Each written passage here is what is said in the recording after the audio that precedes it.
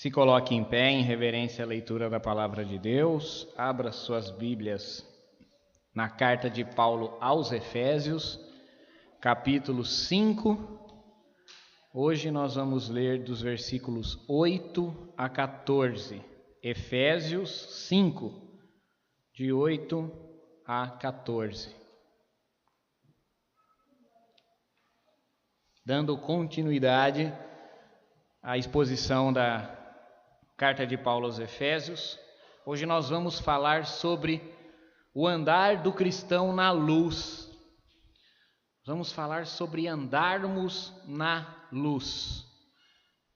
Efésios 5, do 8 ao 14.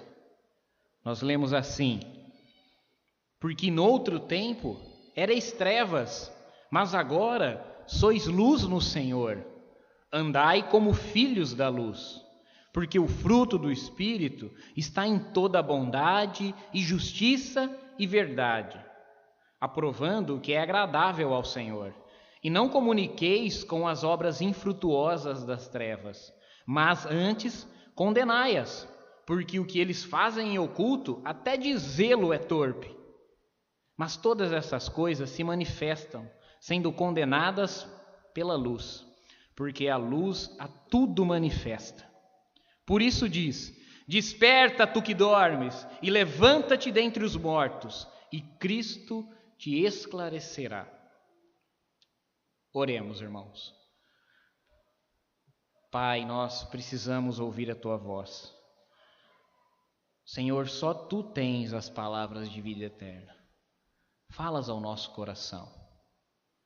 Nós somos carentes, meu Deus, da tua voz, da tua direção, como ovelhas que dependem de um pastor.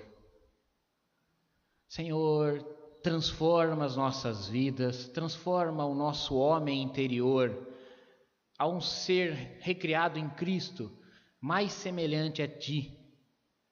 Faz isso, Senhor, conosco, por meio da Tua santa palavra. Esclarece-a em nossos corações, para que possamos obedecê-la e servi-lo de acordo com a Tua vontade. É a oração, meu Deus, que fazemos diante de Ti. No nome do Teu Filho Jesus Cristo. Amém e amém. Pode sentar-se, irmãos.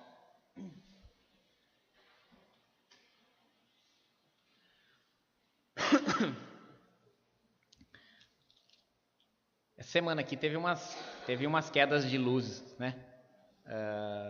Graças a Deus que nada prolongado. Mas quando a gente chegou aqui, né? E o pessoal comentando: olha, pastor, o que o senhor está achando? A cidade pequena, tal, diferente. Aqui no Nortão, no Mato Grosso.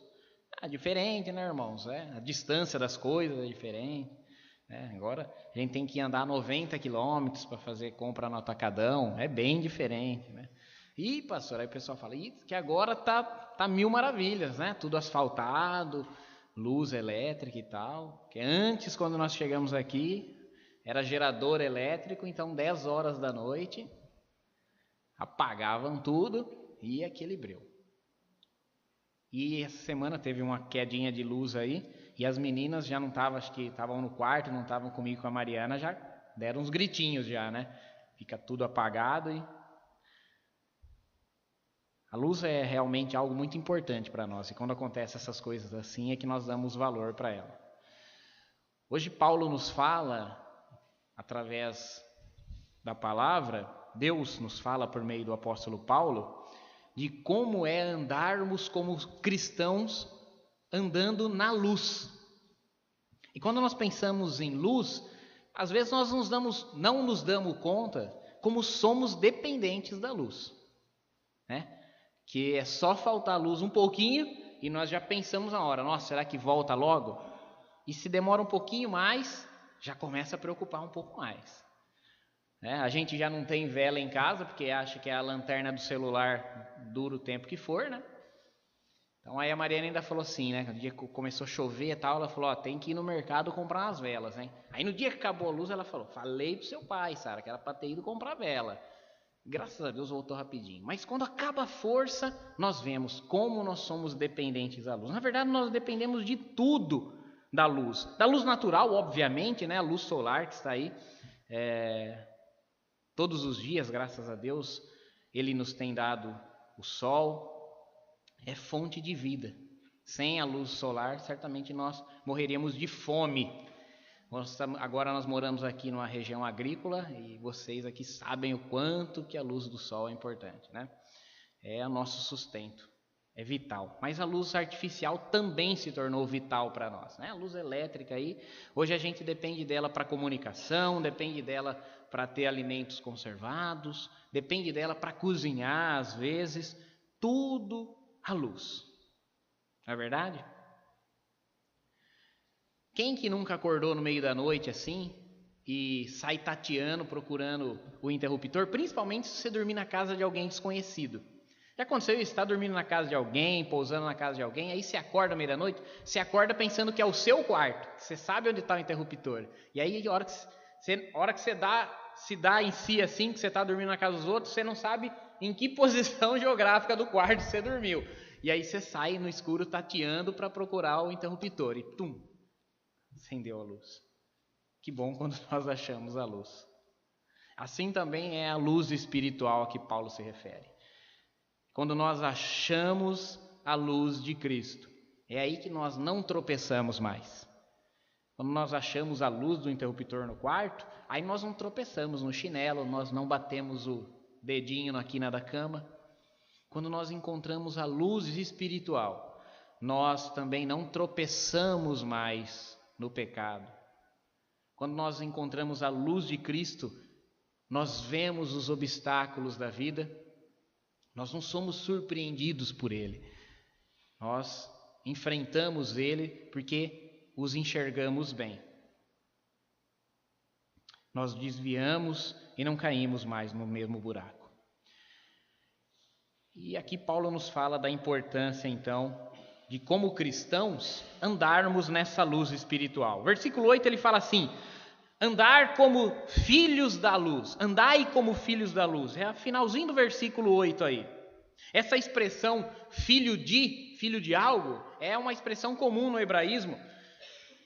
Nós vimos isso já nessa carta aqui, nós vimos Paulo falando dos filhos da ira, dos filhos da desobediência, dos filhos de Deus, etc. Mas é uma expressão que expressa, desculpa a redundância, tá? É uma expressão que mostra a natureza do indivíduo. Por exemplo, pode se referir à naturalidade da pessoa. Então, os filhos de Sião, as filhas de Judá, né? Pode significar a profissão da pessoa, né? Nós lemos na Escritura o filho dos cantores. Pode também significar o temperamento, né? Jesus apelidando Tiago e João de filhos do trovão, filhos da paz, ou ainda então uma virtude espiritual, filhos da luz. Uma virtude boa, filhos da luz, ou uma virtude infeliz, filhos da ira, filhos da desobediência.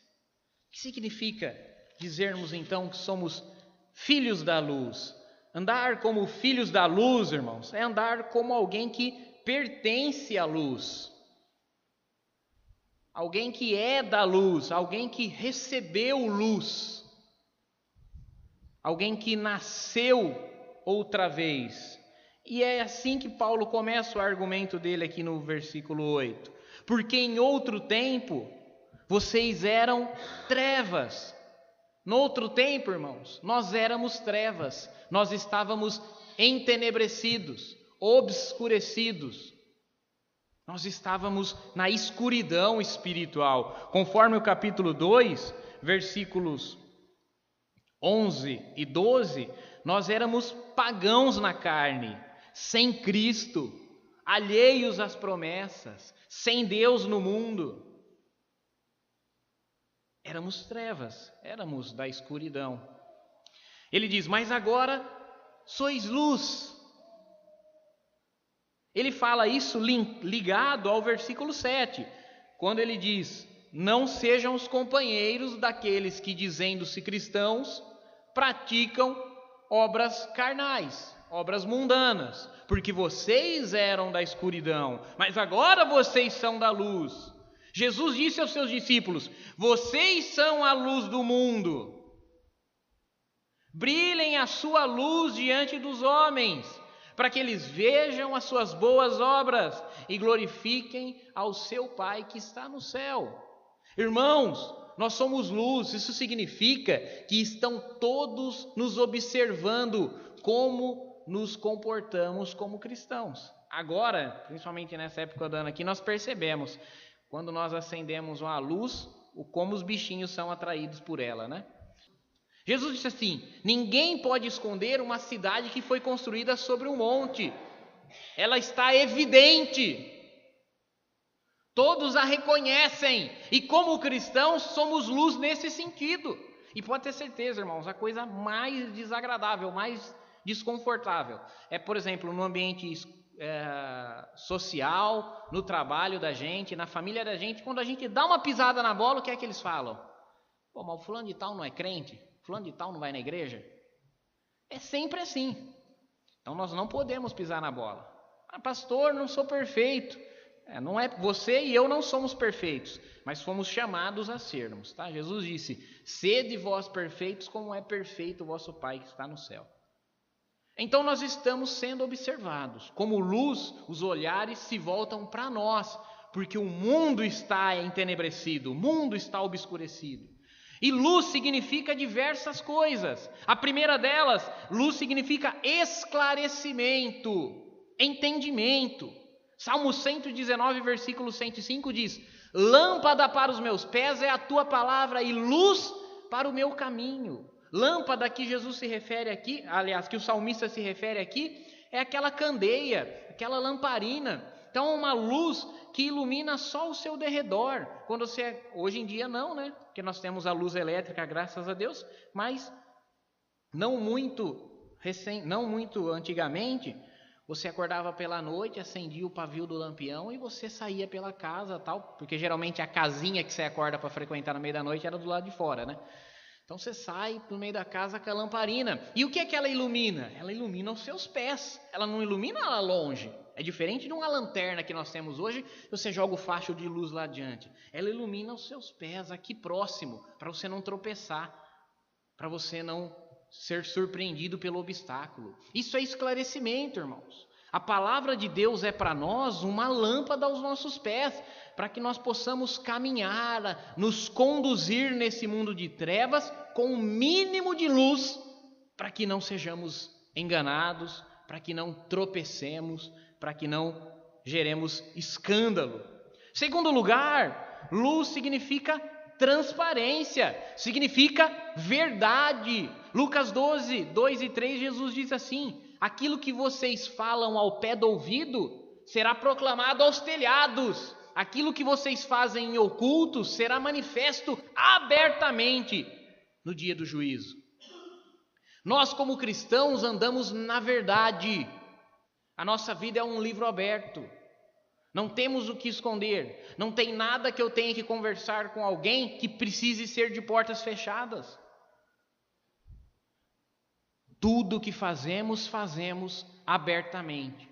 Os nossos cultos se realizam publicamente e de portas abertas. Os nossos prédios têm as portas abertas para a rua. E não uma entradinha nos fundos. Algo oculto, algo secreto, mas algo transparente, algo verdadeiro. Luz também significa boas obras. João 3,21, Jesus disse: aqueles que praticam as boas obras vêm para a luz, a fim de que as suas obras sejam manifestas, porque são feitas em Deus.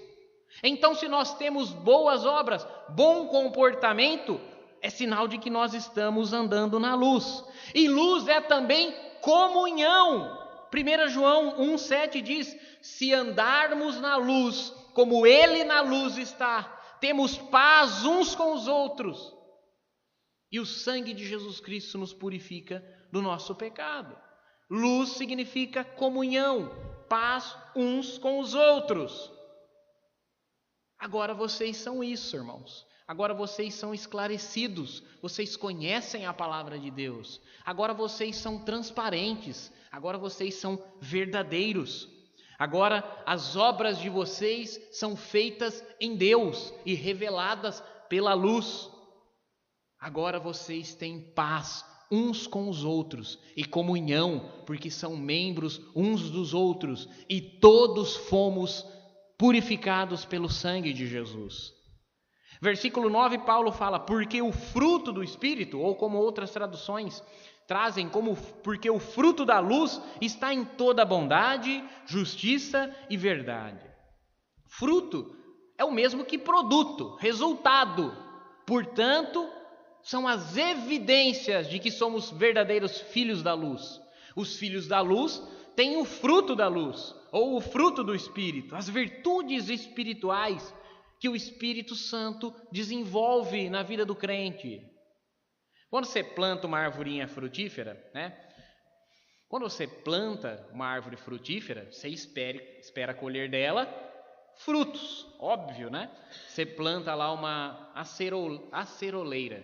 Mas se a planta pegar alguma doença e a acerola nasce murcha, ou se ela ficar 1, 2, 3 temporadas e não dá mais acerola, o que é que se faz? Você corta ela, não serve para mais nada. Andar na luz precisa evidências, precisa resultar em algo.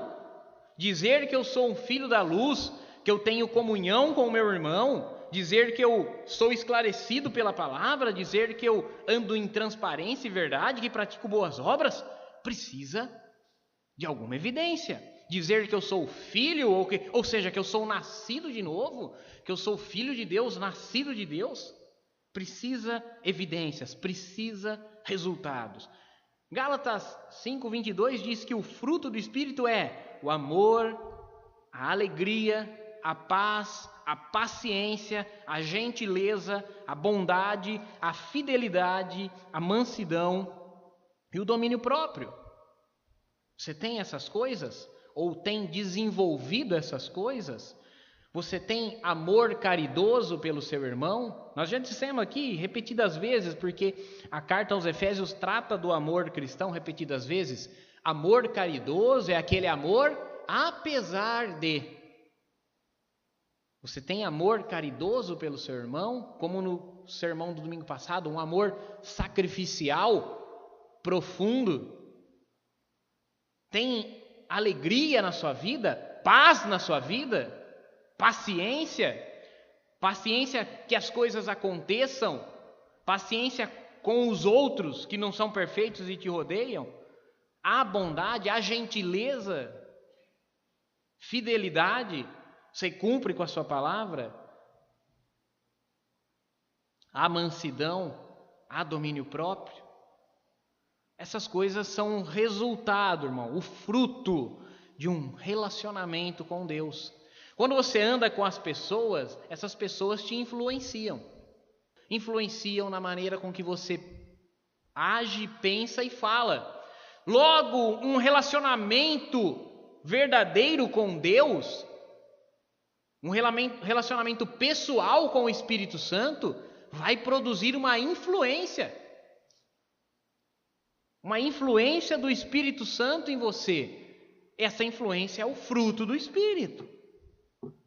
E essa influência se dá por meio de um relacionamento com Deus em obediência.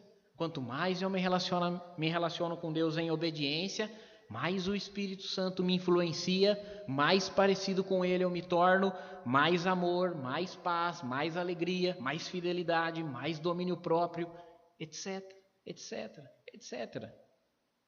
Me torno cada vez mais manso, cada vez mais piedoso, cada vez mais gentil. Aqui é óbvio que no versículo 9, Paulo não lista exaustivamente as virtudes, mas ele fala, o fruto do Espírito está em toda bondade, justiça e verdade. Versículo 10 diz assim, que como filhos da luz, andando na luz, nós escolhemos as coisas boas. Ele diz assim, aprovando o que é agradável ao Senhor. Então, a luz nos faz ver bem as coisas, para que possamos escolher e aprovarmos corretamente aquelas que agradam a Deus.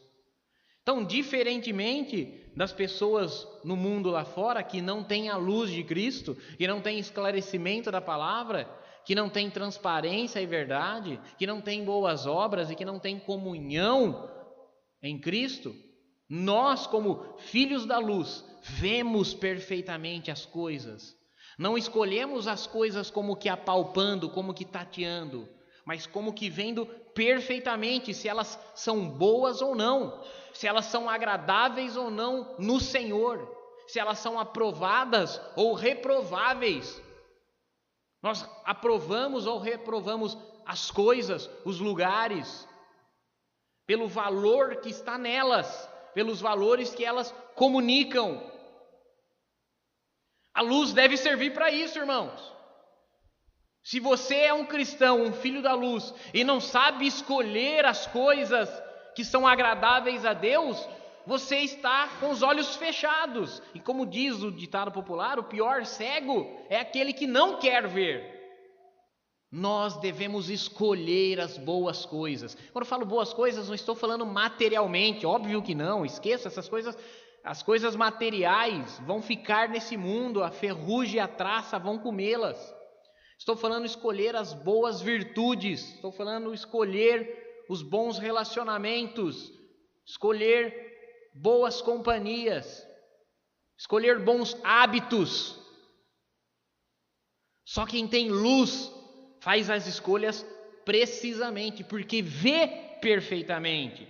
Versículo 9, Paulo diz assim: não comungar com as obras das trevas, mas condenai-as.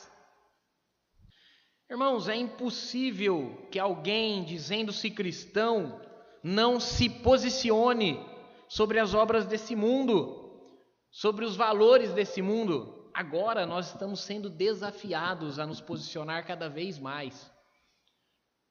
Dia 28 nós temos que fazer uma escolha lá. Eu não, porque infelizmente fiquei com o meu título de eleitor lá em Jaú. Então ninguém está votando, preste atenção. Como pastor eu não posso e nem devo dizer em quem você vai votar. Mas ninguém está votando na pessoa A ou na pessoa B. Não pense que uma eleição é meramente isso. Escolher entre o fulano ou o beltrano. Mas você vai estar escolhendo valores, ideias que estão incutidas nos partidos que essas pessoas participam, nos círculos que essas pessoas comungam. Não pense que você está escolhendo o fulano ou o beltrano, o azul ou o vermelho. Não é isso.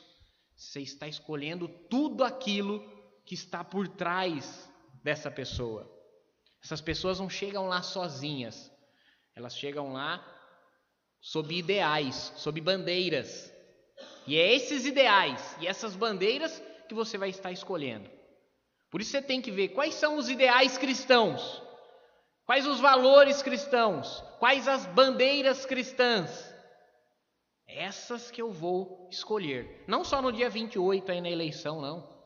Em todo o tempo, toda a minha escolha, eu não vou me comungar com as obras das trevas. Por que não vou me comunicar com elas?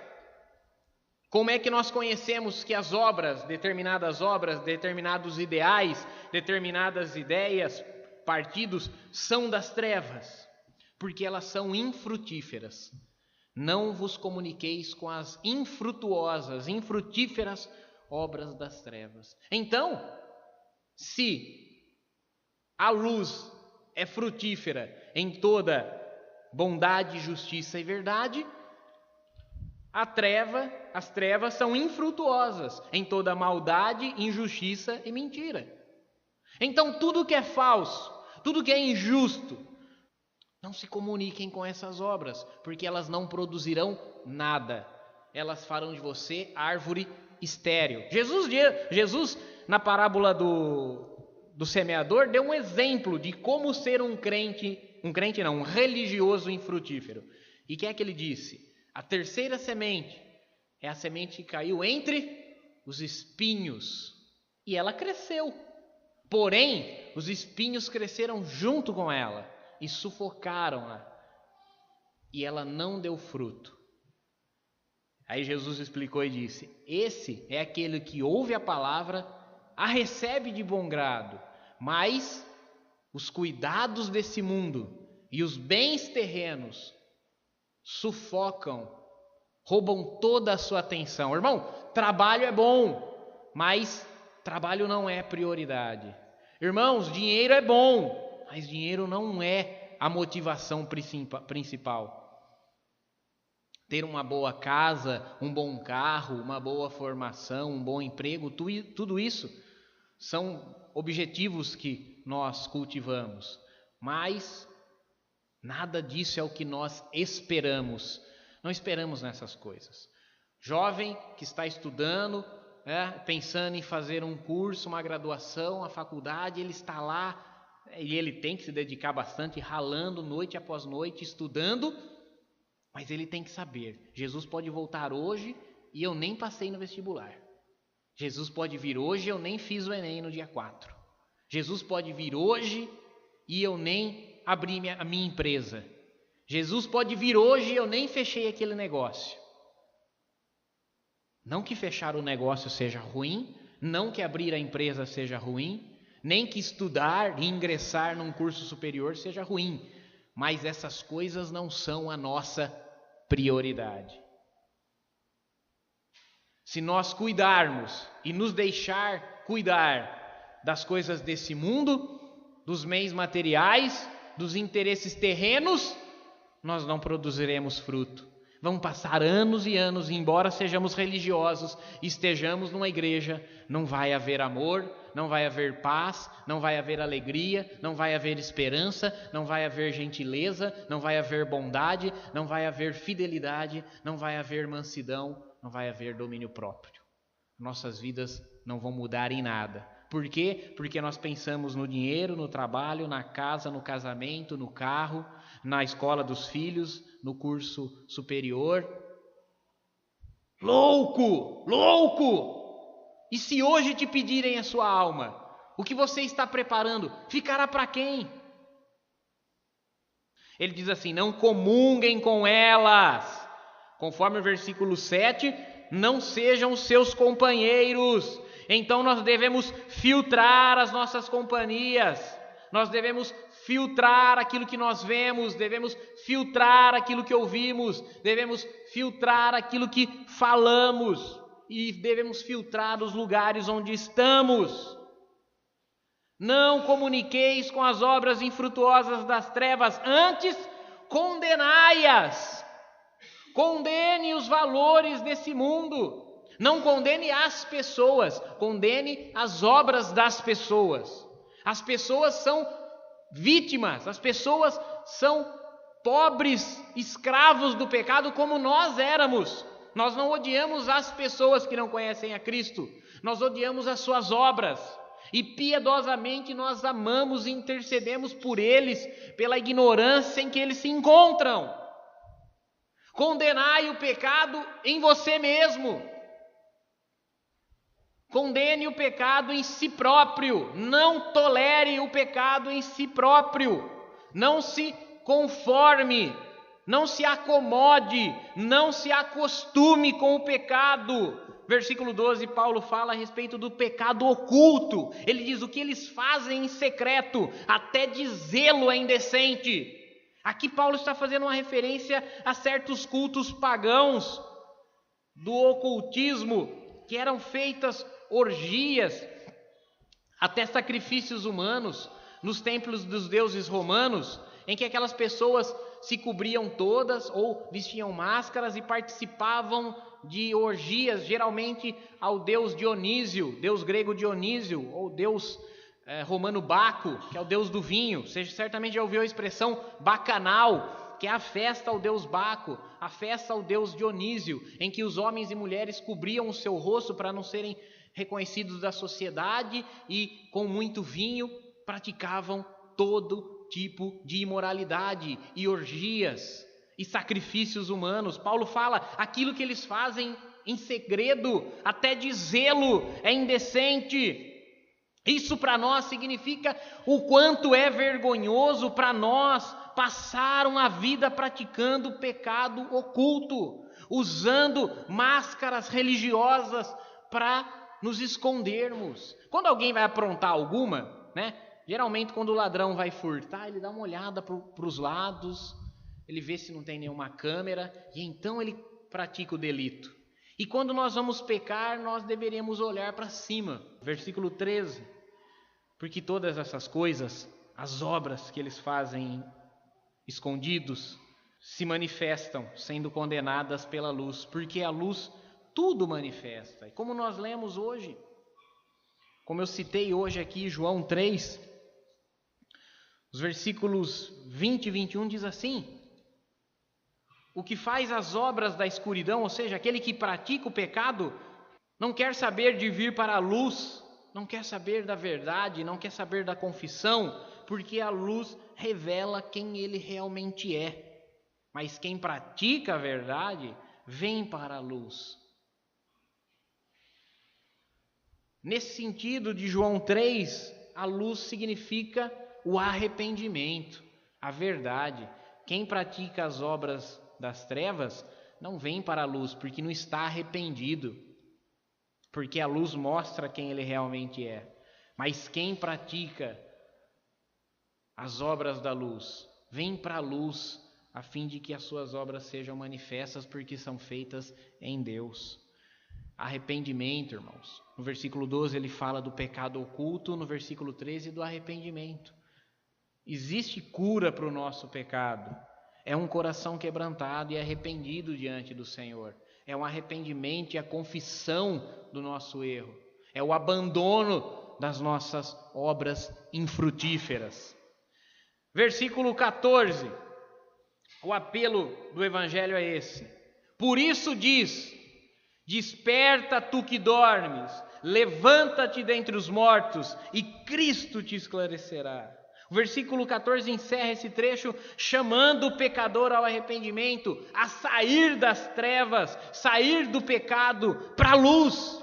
Acorda tu que dormes, acorda dorminhoco. É um chamado ao indolente, é um chamado ao preguiçoso, é um chamado ao distraído, ao que está cochilando. Acorda tu que dormes. Tem alguns irmãos aqui da igreja que são professores. Não tem um aluno que de vez em quando dá uma piscada na sala de aula e você fala assim: acorda, bicho, acorda para a vida, parece que está morto. É isso que Jesus está falando para nós. Nós somos filhos da luz, estamos esclarecidos, somos filhos da verdade, andamos em transparência, praticamos boas obras, temos comunhão uns com os outros, mas por vezes nos acomodamos no pecado, nos acostumamos a ele, estamos indolentes, estamos sonolentos. É por isso que ele chega diante de nós e: acorda, dorminhoco! Acorda para a vida, bicho. É um chamado contra o indolente, contra o distraído. E ele diz: levanta-te dentre os mortos. Se nós somos filhos da luz, se somos nascidos de novo, se recebemos vida em Cristo, se fomos regenerados, vivificados, não estamos mais mortos. Andamos na luz, praticamos as obras da luz. Ficar na escuridão, sendo filho da luz, seria o mesmo que, estando vivo, ir deitar-se num ossário, deitar-se num amontoado de cadáveres. Você já assistiu algum filme da Segunda Guerra Mundial? Aquela cena dos corpos dos mortos judeus nos campos de concentração empilhados? Então, se você é cristão, mas age como mundano, se você é filho da luz, mas comunga com as obras das trevas, é como você querer, estando vivo, e deitar-se no meio daqueles mortos. Por isso ele diz: acorda tu que dorme, levanta-te dentre os mortos, porque fomos vivificados, e temos que viver como aqueles que foram vivificados. Ele diz: levanta-te dentre os mortos e Cristo te esclarecerá. Conforme João 1, 4, 5 e 9, Jesus é a luz verdadeira que veio ao mundo. Jesus é a luz que ilumina toda a humanidade. Quem pode nos dar esclarecimento? Só Cristo. Se nós nos levantarmos, se nós sairmos da indolência, sairmos da inércia do pecado, se nós abandonarmos a comunhão com as obras infrutíferas das trevas, é Jesus quem nos dá luz. Como? Por meio da sua santa palavra. É Ele quem nos abre os olhos, é Ele que nos mostra o caminho, é Ele que nos mostra a verdade. Somos filhos da luz e não podemos andar como filhos da escuridão, porque nós fomos vivificados e não podemos viver deitado no meio dos mortos. Jesus, a luz verdadeira, é a palavra de Deus encarnada. A Bíblia, que é a palavra de Deus, é a luz para as nossas vidas. Cristo, a luz dos homens, é a palavra que encarnou e andou no nosso meio e nos ensinou, morreu e ressuscitou e está à direita de Deus intercedendo por nós. Ele é o nosso exemplo, Ele é o nosso espelho, Ele é a luz da qual nós tomamos referência. Essa é a palavra que Deus escreveu não em tábuas de pedra, mas que Ele imprimiu nas tábuas do nosso coração.